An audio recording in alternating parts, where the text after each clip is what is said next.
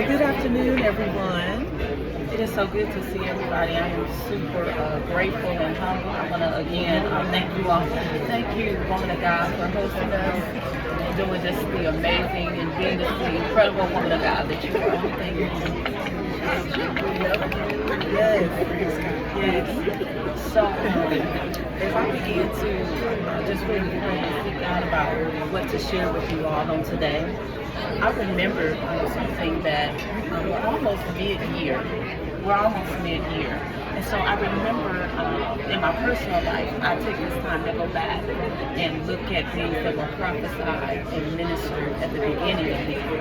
And as I was doing that, I came across a lot of prophecies about speed. Speed, about how this is a time of speed and things are going to go really fast and God is going to accelerate and Amos 9, things are going to happen so fast. And so today I want to talk about crushing the giant of stagnation.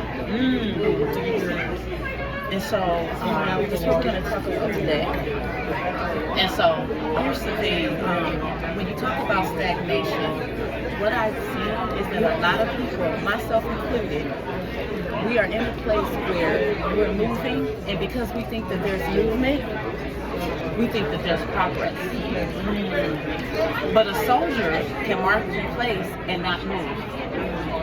Okay, so it is possible for you to be moving, and for us to be moving, and for us to be, and we're busy, but making no progress. Okay, and so that's stagnation, and that's why stagnation is so dangerous, because we can think that we are in the will of God, we're doing the will of God, we're moving, things are happening, and yet and still we are making no progress. We're moving. That's stagnation. That's what it does. It keeps you in a place of I have a business, but it's not scaling. I have a business, but I'm selling, but it's not profitable. Or I'm in ministry, and ministry is profiting everybody else. Everybody else is reaping the benefits from my ministry, but me. And how many of you think that's God's plan for your life? So a lot of things, I shared this with the women of God at the retreat. A lot of us, sometimes our perception of God and what we think about God, that affects what we see in our lives. I told them this story, and I'm going to tell you guys the story, and you tell me, I heard my bishop tell the story, and so I'm going to tell it, but with my own twist, okay? So we have this single mother. She's at church. Her child needs a pair of shoes, okay? And so we leave church to go witnessing. And while they're witnessing, now remember, her child needs a pair of shoes. While they're out witnessing, she's prayed, God, my baby needs a pair of shoes. Even got a light bill due. And so here she's praying. And as they're walking, she finds a shoe.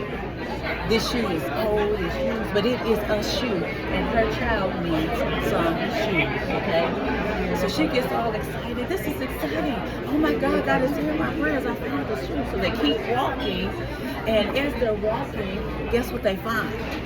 The other shoe. Now her child has a full pair of shoes, and she's celebrating, and she's like, oh my God, this is God. Now how many of you think that was God? That she found that pair of shoes. Okay? She found that pair of shoes, her baby needed it. Now let me tell you about another mother. This mother, her same issue. Her baby needs a pair of shoes. Okay? This mother, her and her children, they go to the mall. She too is a single mother. Okay? Go to the mall. They're walking around. They're in Macy's. Okay, the stranger walks up to them and he says, can I take you into children's shopping? And she says, yes. So he takes her and her children shopping, buys them a whole wardrobe, brand new shoes, everything new. Now how many of you think that's God?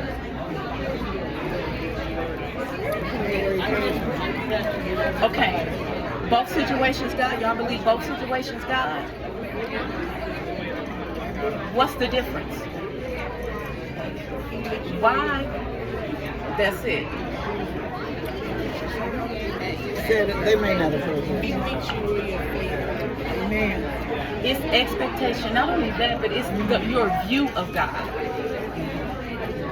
What father, and I'm going to ask you this, and this, in that first situation, we said that God is our father, right?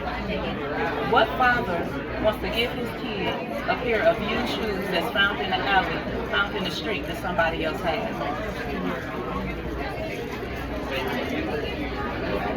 I'm asking. No, I'm asking. What father wants that?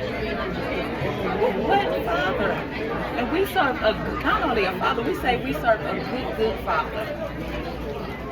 So if we serve a good father, why are we okay? And I'm trying to get us to get a picture of the God